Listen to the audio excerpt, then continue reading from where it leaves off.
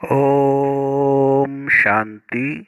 8 जनवरी 2022। अभी सुनेंगे प्यारे प्यारे शिव बाबा की विस्तार से मुरली। मीठे बच्चे, ज्ञान रत्नों को धारण कर रूहानी हॉस्पिटल यूनिवर्सिटी खोलते जाओ, जिससे सबको हेल्थ वेल्थ मिले। प्रश्न, बाप का कौन सा कर्तव्य कोई भी मनुष्य आत्मा नहीं कर सकती? उत्तर, आत्मा को ज्ञान का इंजेक्शन लगाकर उसे सदा के लिए निरोगी बनाना, यह कर्तव्य कोई भी मनुष्य नहीं कर सकते।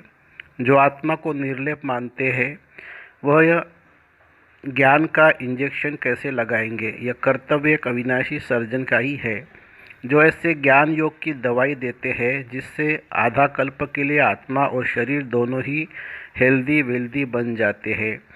गीत है, ये वक्त जा रहा है। ओम शांति।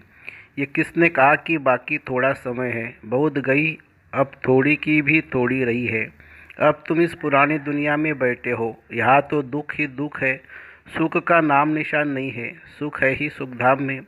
कलयुग को कहते हैं दुखधाम। अब बाबा कहते हैं, जबकि मैं आया हूँ तुमको सुखधाम में ले चलने के लिए, तो फिर क्यों रुके हुए हो? दुखधाम से क्यों दिल लगी हुई है? दुखधाम के भ्रांतियों से अथवा इस पुराने शरीर से क्यों दिल लगी है? हम आए हैं तुमको सुखधाम में ले चलने के लिए। सन्यासी कहते इस दुनिया का सुख को काग विष्ठा समान है, इसलिए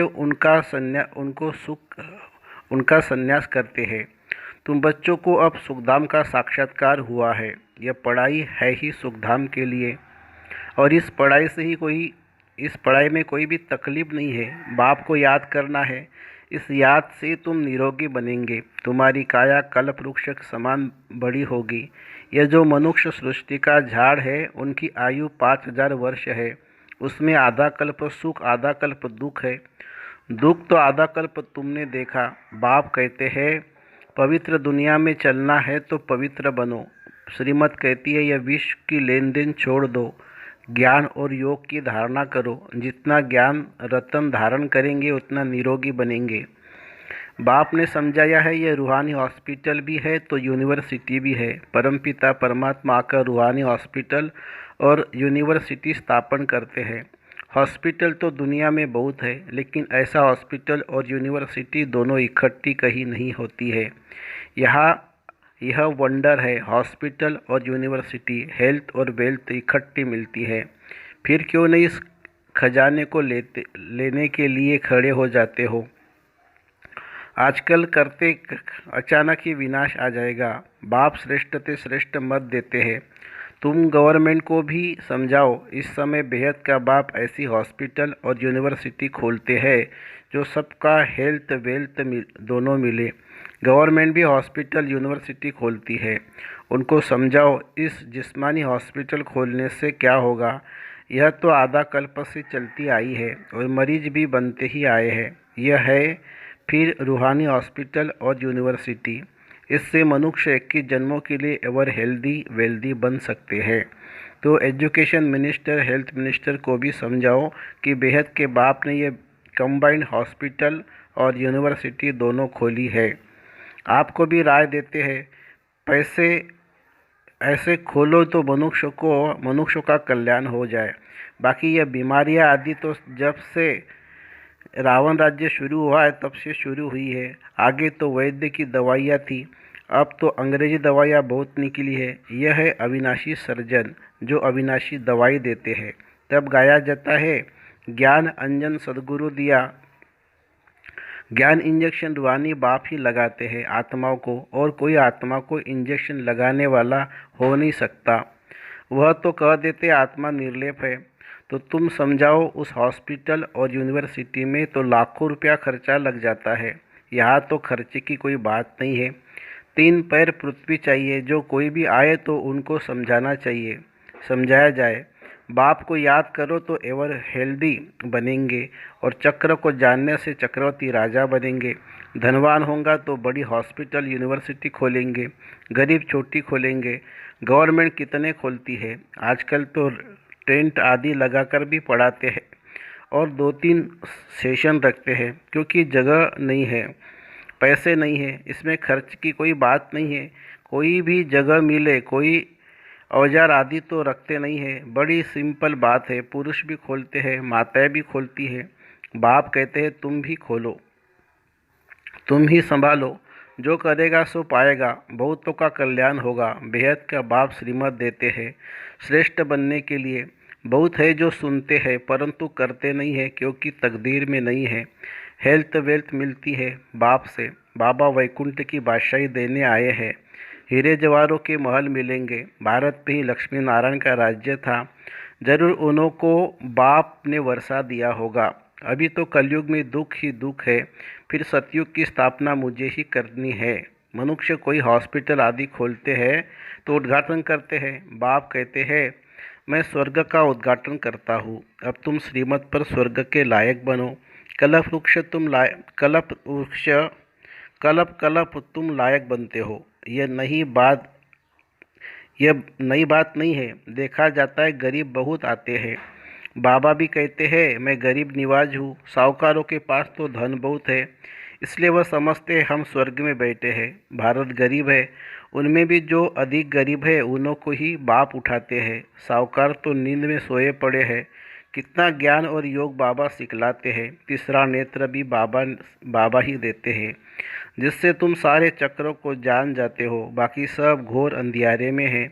ड्रामा के आदि मध्य अंत का किसी का भी पता नहीं है। पतित पावन बाप कोई भूल गए। शिव परमात्मा के लिए कह देते ठीक कर भीतर में है।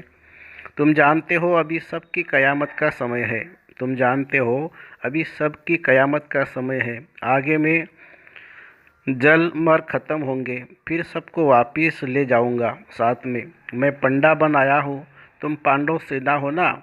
वो जिस्मानी यात्रा पर ले जाते हैं। यह जन्म जन्मांतर करते आए हैं। यह रूहानी तीर्थ, इसमें चलना फिरना नहीं पड़ता है। बाप कहते हैं सिर्फ मुझे याद करो, रात को भी जागकर मुझे याद करो। मेरे साथ बुद्धि का योग लगाओ, नींद को जीतने वाले बनो, तो तुम नज़दीक आते जाएंगे। वह है कुख वंशावली ब्राह्मण, तुम हो ब्रह्मा मुख वंशावली ब्राह्मण। अभी तुम रूहानी यात्रा में तत्पर हो, तुम्हें पवित्र रहना है। वह ब्राह्मण लोग खुद ही अपवित्र है तो औरों को पवित्र बना न सके। तुमको तो पवित्र रहना है। रुद्र ज्ञान यज्ञ में पवित्र ब्राह्मण ही रहते हैं। वह ब्राह्मण लोग भर मंदिरों में रहते हैं। नाम ब्राह्मण है तो देवताओं की मूर्ति को हाथ लगा सकते हैं और उनको स्नान आदि भी कराते हैं, परंतु वह पतित। बाकी और जो मनुष्य मंदिर में जाते हैं वह अगर नाम के ब्राह्मण नहीं है तो उनको हाथ लगाने नहीं देते हैं। ब्राह्मणों का मान बहुत है, परंतु है पतित विकारी। कोई ब्रह्मचारी होंगे। बाप आकर समझाते सच्चे सच्चे ब्राह्मण ब्राह्मणियाँ वह है जो 21 कुल का उद्धार करे। कन्या अगर उद्धार करती होगी तो उनके माँ बाप भी होंगे। यह माँ बाप सिखलाते हैं तुम 21 पीढ़ी स्वर्ग का मालिक बन सकते हो। बच्चे जानते हैं बाप है गुप्त। शिव बाबा ब्रह्मा द्वारा हमको सब राज समझाते हैं। यह दादा तो धंधा आदि करना यह दादा को यह धंधा यह दादा तो धंधा आदि करता था। अब बहुत जन्मों के अंत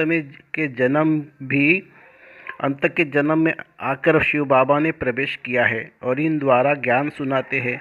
यह है रथ, शिव बाबा है रति। अब निराकार परमात्मा समझाते हैं। यह रथ बहुत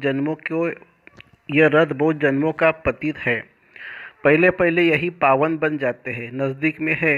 यह ऐसे नहीं कहते कि मैं भगवान हूँ। यह कहते हैं मेरा यह बहुत जन्मों के अंत का जन्म है। वानप्रस्थ अवस्था है, पतित है। बाबा ने इसमें प्रवेश किया है। अब बाप कहते हैं तुम अपने जन्मों को नहीं जानते हो, मैं तुमको बताता हूँ। यह भी बुद्धि में आता है। पतित पावन परमपिता परमात्मा ही है। वह बाप भी है, टीचर भी है, गुरु भी है। सारे ड्रामा के आदि मध्य अंत का राज समझाते हैं। तुम जानते ही हो बाबा हमको साथ ले जाएंगे। इस बाप टीचर गुरु की राय लेने से तुम उच्च पद पाएंगे। कितना अच्छी रीति समझाते हैं। कोई तो धारणा कर श्रीमत पर चलकर उच्च पद पाते हैं। जो श्रीमत नहीं मानते हैं वह उच्च पद नहीं पाते हैं। बाबा कहते हैं सुखधाम और शांतिधाम को याद याद कर इस दुखधाम को भूलते जाओ, अपने को अशरीरी समझो। अब हम वापिस जा रहे हैं, बाबा लेने आए हैं। हर एक को अपना अपना पाठ रिपीट करना है। हर एक की आत्मा अविनाशी पाठधारी है। दुनिया में कब प्रलय होती नहीं। दुखधाम है, यह दुखधाम है, फिर जाएंगे शांति धाम और सुखधाम में। यह बुद्धि में स्वदर्शन चक्र चलाते रहो और पवित्र रहो तो बेड़ा पार हो जाएगा। तुम काल पर विजय पा रहे हो। वहाँ तुम्हारी अकाले मृत्यु नहीं होती है। जैसे सर्प पुरानी खाल छोड़ नहीं लेते हैं, वैसे तुम भी खाल बदल ले नहीं लेंगे। ऐसी अवस्था यहाँ बनती है। बस हम यह शरीर छोड़ स्वीट होम में जाएंगे। हमको काल खा नहीं सकता। सर्प का मिसाल वास्तव में सन्यासी दे नहीं सकते। भ्रमरी का मिसाल भी प्रवृत्ति मार्ग वालों का है। कहते हैं सेकंड में जीवन मुक्ति दे सकते हैं। जनक मिसाल वह भी कॉपी करते हैं। जीवन मुक्ति में दोनों ही चाहिए। वह सन्यासी जीवन मुक्ति कैसे दे सकते हैं। अब बाप कहते हैं चलो वापिस, मुझे याद करो तो विकर्म विनाश होंगे, नहीं तो बहुत सजा खाएंगे और पद भी भ्रष्ट होगा। अंत में कोई की याद आई तो फिर पुनर्जन्म तो लेना ही है। यह है योग से हेल्थ और ज्ञान से वेल्थ। सेकंड में जीवन मुक्ति इसको कहा जाता है। फिर इतने पैसे बर्बाद करने भटकने आदि की क्या दरकार है। इसलिए हेल्थ मिनिस्टर एजुकेशन मिनिस्टर को समझाओ, तुम यह हॉस्पिटल यूनिवर्सिटी खोलो तो तुमको बहुत फ़ायदा होगा। जो करेगा सो पाएगा। साहूकारों का काम है साहूकारों का उद्धार करना। गरीब ही वर्षा लेते हैं। बाकी जो करोड़पति है उनके लिए कहा हुआ है किसकी दबी रहेंगी धूल में, पिछाड़ी में आग लगेगी, सब खत्म हो जाएगा। तो क्यों न विनाश के पहले कुछ कर लो तो कुछ पद भी मिलेगा। मरना तो है ही, ड्रामा का अंत भी होना है। बाबा कितना अच्छी रीति समझाते हैं। नदियाँ तो चक्र लगाती रहती है। बाकी ब्रह्मा पुत्रा तो यह ब्रह्मा ही ठहरा। मम्मा है सरस्वती। बाकी है ज्ञान गंगाएँ। पानी की गंगाएँ पावन कैसे बनाएगी। वह कोई मेला नहीं है, यह है सच्चा मेला। जबकि जीव आत्माएं परमात्मा से मिलती है तब कहते हैं हे आत्मा परमात्मा अलग रहे बहुकाल। मंगल मिला हुआ जब सद्गुरु मिला दलाल। अब जीव आत्मा का मेला परमात्मा से है।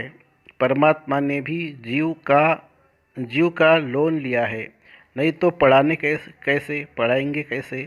इसलिए उनको शिव भगवान कहा जाता है जो इसमें प्रवेश कर ज्ञान देते हैं। सरस्वती को कहा जाता है गॉडेज ऑफ नॉलेज। ब्रह्मा को भी नॉलेज होगी। उनको नॉलेज देने वाला कौन, ज्ञान का सागर। तुम्हारे पास ये नॉलेज नंबरवार पुरुषार्थ अनुसार है तो यह नॉलेज धारण कर श्रीमत पर चलना है। सारा मदार पवित्रता पर है।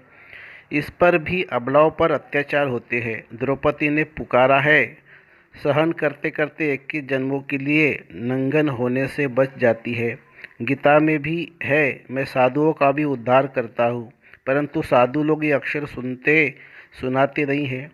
तुम जानते हो इस समय सारी दुनिया रिश्वतखोर बन गई है, इसलिए इन सब का विनाश होना ही है। जिनको वर्षा लेना होगा वही लेंगे। बाबा को कई बच्चियां कहती है हम गरीब घर में होती है तो कितना अच्छा होता, साहूकार लोग तो बाहर निकलने नहीं देते हैं। बाबा हम कन्याएं होती तो कितना अच्छा होता, माताओं को सीढ़ी उतरनी पड़ती है। बाबा कहते हैं वर्षा ले लो। मनुष्य को मरने में देरी नहीं लगती है। आपत्ति आदि बहुत होती है। आप सिर्फ अपने को आत्मा समझ मुझ बाप को याद करो। 84 जन्म पूरे हुए, अब वापस घर चलना है कि यहाँ ही गोते खाने हैं। मनमना भव मध्याजी भव। रावण के वर्षे को भूलो।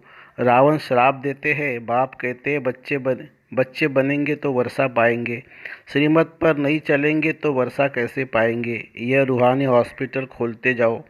ज़मीन पड़ी रहती है, किराए पर दे तो भी अच्छा है, बहुत फ़ायदा है। अच्छा मीठे मीठे सिखिलदे बच्चों प्रति माता पिता बाप दादा का याद प्यार और गुड मॉर्निंग। रूहानी बाप की रूहानी बच्चों को नमस्ते। हम रूहानी बच्चों की रूहानी बाप दादा को याद प्यार गुड मॉर्निंग और नमस्ते बाबा नमस्ते। धारणा के लिए मुख्य सार। बाप के समीप आने के लिए रूहानी यात्रा पर रहना है। रात को जागकर भी यह बुद्धि की यात्रा जरूर करनी है। दूसरी पॉइंट, सच्चे सच्चे ब्राह्मण बन 21 कुल का उद्धार करना है। सुदर्शन चक्रधारी बनना है। काल पर विजय पाने के लिए इस पुरानी खाल से ममत्व निकाल देना है। वरदान, रूहानियत द्वारा वृत्ति, दृष्टि, बोल और कर्म को रॉयल बनाने वाले ब्रह्मा बाप समान भव। रूहानियत द्वारा वृत्ति, दृष्टि, बोल और कर्म को रॉयल बनाने वाले ब्रह्मा बाप समान भव। ब्रह्मा बाप के बोल, चाल, चेहरे और चलन से जैसे रॉयल्टी देखी, उसमें फॉलो करो। जैसे ब्रह्मा बाप ने कभी छोटी छोटी बातों में अपनी बुद्धि को वह समय नहीं दिया, उनके मुख से कभी साधारण बोल नहीं निकले। हर बोल युक्त अर्थात व्यर्थ भाव से परे अव्यक्त भाव और भावना बोल रहे। उनकी वृत्ति हर आत्मा प्रति सदा शुभ भावना, शुभ कामना वाली रही। दृष्टि से सबको फरिश्ते रूप में देखा। कर्म में सदा सुख दिया और सुख लिया। ऐसे फॉलो करो, तब कहेंगे ब्रह्मा बाप समान। स्लोगन है, मेहनत के बजाय मोहब्बत के झूले में झूलना ही श्रेष्ठ भाग्यवान की निशानी है। मेहनत के बजाय मोहब्बत के झूले में झूलना ही श्रेष्ठ भाग्यवान की निशानी है। अच्छा, ओम शांति शांति शांति। शुक्रिया बाबा, शुक्रिया। Thank you Baba, thank you. Lovleen स्थिति का अनुभव करने के लिए, जैसे लौकिक रीति से कोई किसके स्नेह में लवलीन होता है, तो चेहरे से, नयनों से, वाणी से अनुभव होता है कि यह लवलीन है, आशिक है। ऐसे आपके अंदर बाप का स्नेह इमर्ज हो तो आपके बोल को औरों को भी स्नेह में घायल कर देंगे। ओम शांति।